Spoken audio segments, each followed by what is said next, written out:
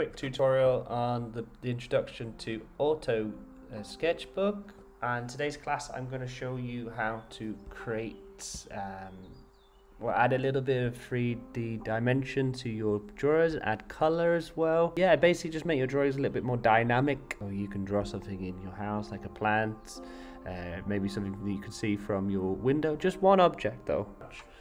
So anyway, let's imagine you've done your drawing with pencil first, and then you've inked it up with a nice fine line pen, and you're going to open. Okay, so let's say it's open here where I live, that's the one. Okay, and there it is. So plant pot. You can see it's quite clean, there's no pencil, it's all black and white. That's what I need, and it's really good. So make sure there's a high contrast. So first things you're going to do is you're going to look at the layers. Okay, so this says layer 3. Right, so for example, what you need to do is go to the select tool, and you're going to select the one that says lasso, or you could do Command L. Very basic, you don't need to go too close. And what you're going to do is go to edit, copy, and then edit, paste. So you can do Command C, Command V if you feel comfortable, if you can remember those commands.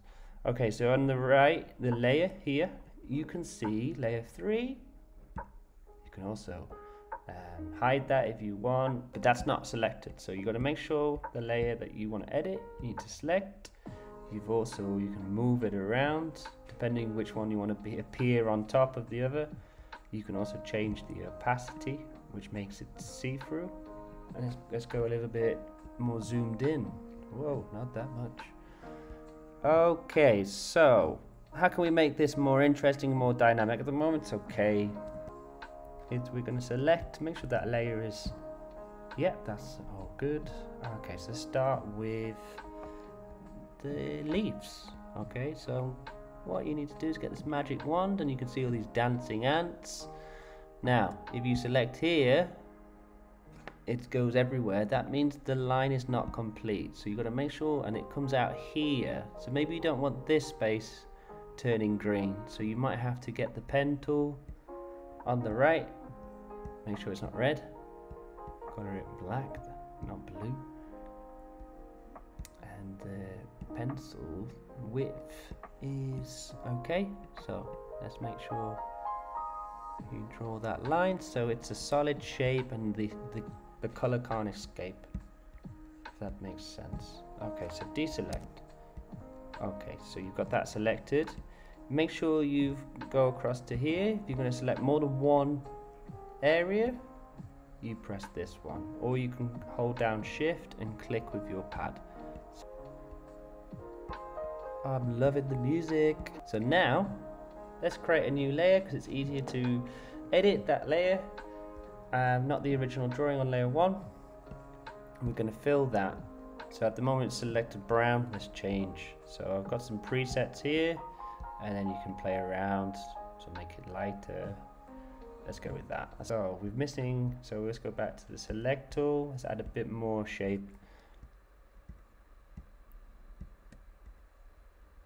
That. So you have to remember to go back to the original layer, otherwise it's not going to work. And Control D, and then start again. So let's make sure these little things are all selected, so it looks realistic and not like a drawing, sort of. And interchange between the two layers. Go back. You don't need to change the colors. Still the same. Boom. And I've missed a bit there. So let's go back to select tool, magic wand. Let's add a bit there, and also the stem in the middle. You can change the color. I think it's more yellow, but we can have the base as green. If you make a mistake and you select everything, press Command Z, undo. Okay, so let's go back to the layer 2 with all the color and add a fill. Okay, so at the moment it's still quite flat, but it looks a little bit more interesting. So what else do we need to do? So we need to add shadows and highlights. So we've got that color. I'm going to create a new layer again. Press the layer that you want, add layer, and I'm going to use the select tool, but instead of the magic wand this time it's the lasso. So you can press Command L or you can just press it. And then what you're going to do, let's imagine the light is coming from over here. Alright, so let's imagine the shadow is going to be in between the leaves, sort of nestled here and also on this side. Doesn't have to take the whole space. And remember, you need to make it darker. A lot darker. Otherwise there's not going to be a contrast and it won't work. Okay, so let's have a look. Does that work? It's okay. You don't need to add a new layer because maybe all your shadows are going to be the same color. Maybe they're not, but for this lesson, yes. Add there.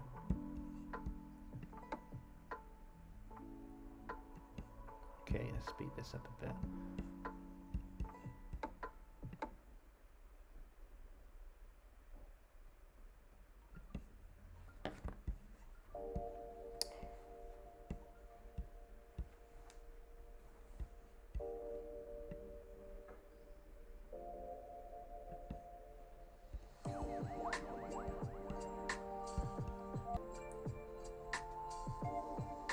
But the thing is, I still want to see the lines underneath.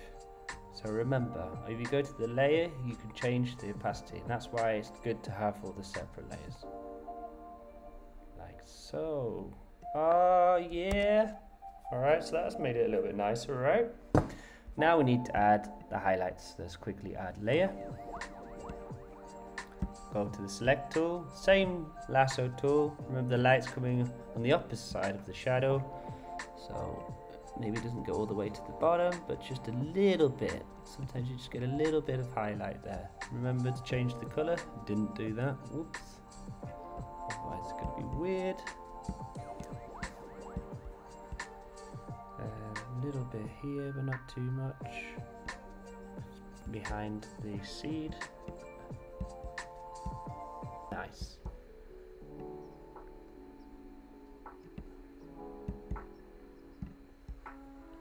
Right, again, you can change the transparency there. Okay, so very quickly, I'm going to color the terracotta part, the macetas as you call them in Spanish. Is it macetas? Or maceta, because singular. And it's going to be a nice orange color. Let's create a new layer. So you know why now. It's easy to edit afterwards. Boom. Oh god, that's a horrible orange, so I'm going to change the transparency to make it a little bit muted. That's nicer. Okay, and then now I'm going to change the colours of those triangles in the middle. Make sure the magic wand is selected so it's easier because it's a very simple shape and you can pick that up quite well. Change the layer. Boom. Alright, today that's all we got time for. Hope you can see the progression from this to your final drawing, which I think looks a lot nicer. And don't forget to save, so go to File. If you want to keep saving just in case your computer crashes, save it as a TIFF. Yeah. And call it plant 3 and make sure your destination save as TIFF, and that will preserve all the layers. If you are happy and you know that you finished, merge all and save as a JPEG. So that's better for printing and just smaller file, more compressed. Okay, so save. And there you go. And you should be able to upload that to the Manage Back task, the formative task on how to create a dynamic and colorful image using layers and highlights and shadows. Thank you guys, well done.